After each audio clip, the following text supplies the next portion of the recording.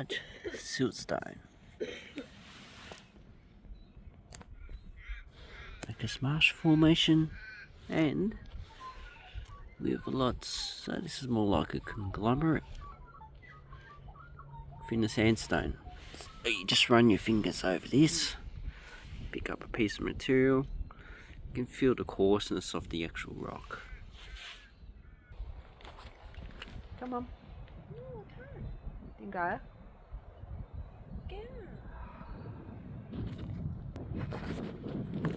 Okay, so I haven't been here for a month. Looks like the water's dropped. I'd say another metre. So the water used to be up, probably about there, about halfway. It's dropped about 3 metres in about 6 months. But I really like the geology. So this is all glacial till. So this is the end of a glacier, and all this material's been pulverized by glacial action, and it's yellowish color because it's been enriched with iron as it's weathered. I assume that the original material, the color is not this yellow, it's probably like a greyish color, which is pretty normal for sedimentary rock around here. Greyish blue. So this is an unsorted, so it is not a mature, it's immature, which means it's not sorted. Although most of the material is sandy in structure, so it's been well pulverized by the action of the glacier. But also this would have come from the previous Silurian material, Ordovician Silurian, from probably down south, so somewhere on Antarctica. So I'm not too sure where the derivation of this material is. And you see these bands, you think that this is part of the actual matrix. No, this is just how the iron's been precipitated as it's been weathered out. So basically that is artificial to secondary nature. And same here, so that looks like quite beautiful, but it's not part of the depositional structure of the original material. And even the way it's flaking off indicates the way the iron has been deposited on the material. See, it's been built up on the surface. And this seems quite recent weathering. Looks pretty fresh. That looks like more like the original material, so a whitish colour. Okay, and once again we have, looks like siltstone or maybe mudstone. Another. So you try and pull it out, you can't. You need to actually pry it out somehow. So it's well cemented. So that's what the iron is doing. It's making the structure of this rock pretty hard. So the original without the iron, it's pretty soft. It scratches quite well. So that's about 2 or 3 on the modern scale. My fingernails. Obviously this is softer. If we go down here, this, fuck off update on the phone, so it's cancelled the actual video. Okay, so you do scratching and it's not doing anything to the rock, it's just my nail. So this is a lot harder, so it's one way you can tell the actual toughness. Just use whatever you got in your hand. And do I see any quartz in this material? I do see quartz on top, but that's probably could have been deposited later, probably from the upper horizon, which is just river deposition. Okay, so because there is no actual defined structure, okay, what we have here is we have fine sediment above and below. Here's a cut-off point, it looks like. And then in between we have a mixed material conglomerate. This looks like it might be a granite or granodiorite. It's a bit hard. I need to actually shave it off. Here's another flake. It's stuck in there.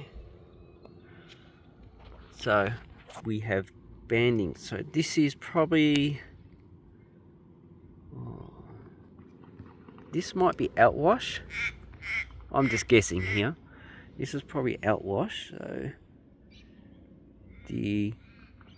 and this is probably when the glacier has melted itself.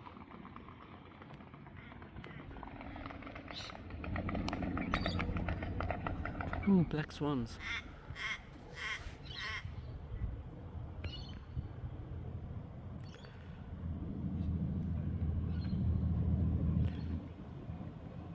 There's Pikes Reservoir.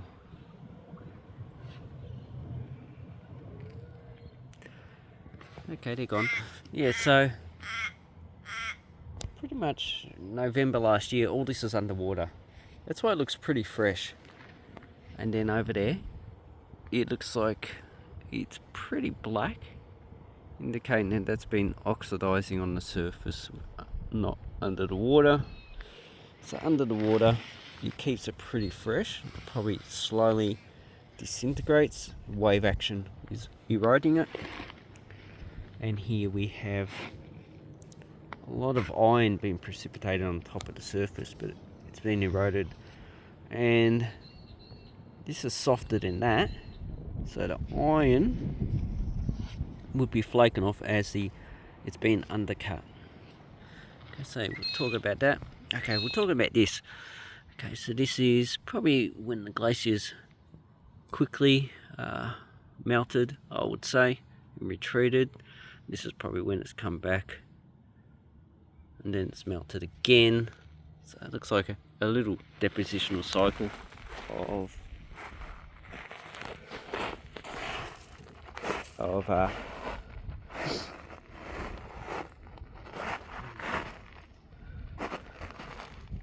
and here on the surface. Okay, so what we're looking at here, so this is where the wave action has actually eaten into the sediment that's been deposited when the water was higher. So when the water's higher, the sediment, so if it bangs up against there, there's a lot of sediment in the water, probably being eroded from this area as well as being brought downstream, which is that way. So that's upstream, and this is downstream. Okay, so the material's been brought in, wave action's hit here, the energy's been released into the rock, and then it deposits its material. So that's what we have here. And then the wave action, the water goes down, and the wave action causes the material to be reworked, and then it's being deposited out, and that's why we have the bench. So this is benching, and currently that area has been eroded, so it's been eaten, probably also there. So you can see in the last month this has dropped about, let's say, at least 5 centimeters. So from here down to there, it's about 5 centimeters. So there is no input of rainwater at the moment. So it looks like we're going into the drought season. You can see on the other side, just on that bank, so the normal water level should be up where that erosional feature is. Okay. So basically where those trees are on the bank, you can see all that should be underwater. So that's what the dam was designed to. And you can see on the other side, so this is the Pentland Hills Volcanics. You can see all the eroded material that's fallen down from high above, and it's just deposited underneath the water where it's been stable, and it's slowly been eroded. That's basically it. Now on this side bank we have a lot of eroded material, So, and it's pretty weathered as well.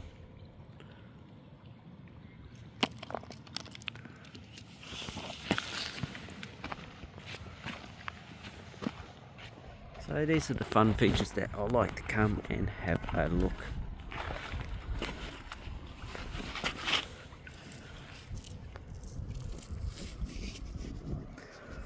Large siltstone.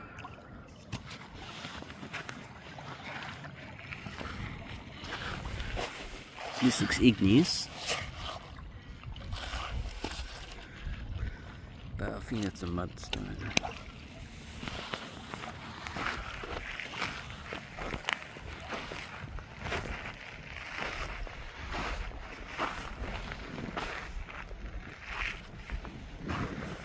And the fact that this is a fine sand and silt, feels a bit silty. This feels a bit coarse, sandy. This is, so this is sandy here, and this is silty, indicating that this was deposited in lower energies than here. So this has been reworked and the silt's been taken out. We have the same up here. Yeah, it's sandy. So you can feel. And then you got large, so you got large cobbles, in which here you're missing. So the energy is a lot, because it's been able to remove these. The energy is a lot higher, and the energy is a lot lower here.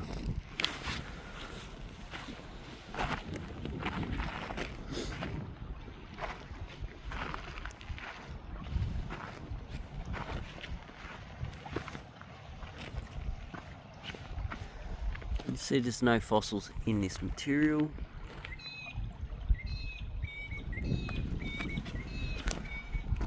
Of course it's glacial till.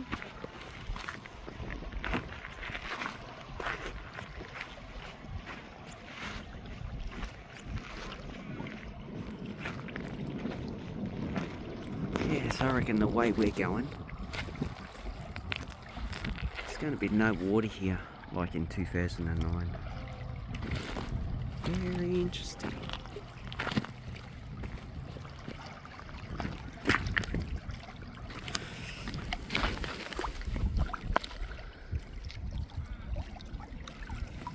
Sandstone and metillite.